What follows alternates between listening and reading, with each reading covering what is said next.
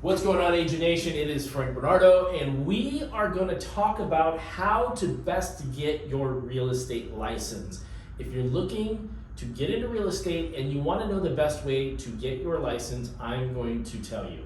A little bit about my story is that when I started in real estate, I actually back up a little bit to when I went to college. So I went to college and I didn't really know any better. I didn't know how to do college. I was 30 years old and nobody was like, Frank, this is how you do college. I did not know anything. So I went in to my counselor and I went through all the classes that I needed to take, and I sat in front of my counselor and I said, this is what I need to do, and this, and this, and this, and I showed it to him, and he looked at me and he said, what do you need me for?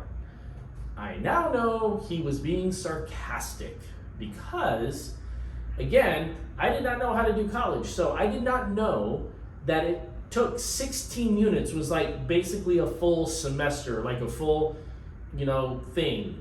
Like that was a full boat is what they called it. I didn't know that. Nobody told me that. So what I did, and I still to this day specifically don't know how I did it, but I went through everything that I needed to do and I mapped out all the classes I needed to take over 2 semesters and a summer program, and I put together all the classes. And what I ended up doing is I took 34 units in my first semester.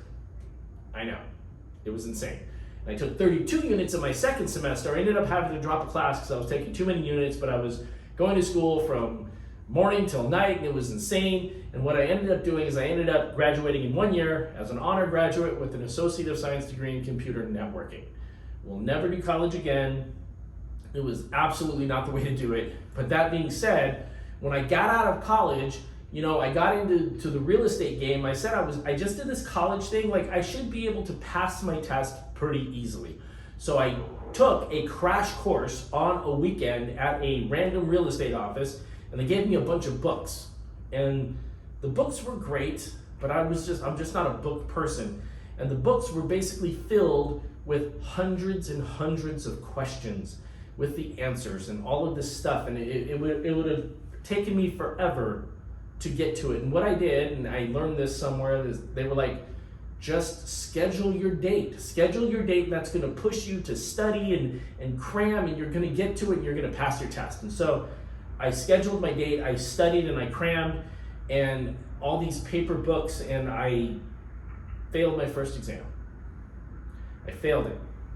I didn't fail it like I took the test, they handed me an envelope, failed, no. When I took my test, they actually had to drop it in the mail, and I got it mailed to me. So 3 months after I took my test, I got my results and I found out I failed.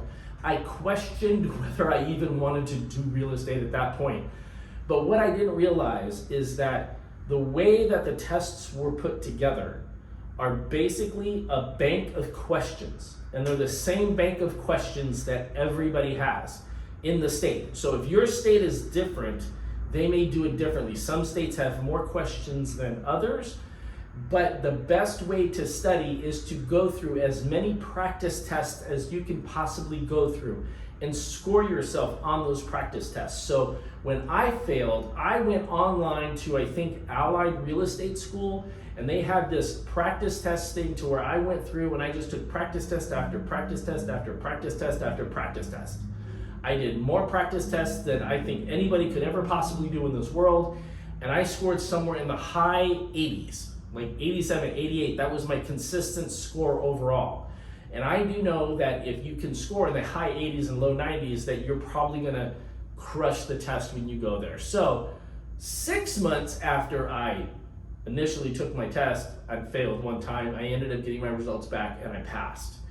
And what I found with most people, that if you can just take as many practice tests as you possibly can, do as many of them as humanly possible, that is going to get you to your result. A lot of these questions and a lot of these answers and a lot of these things in these practice tests, you will never, ever, ever experience in the real world of real estate.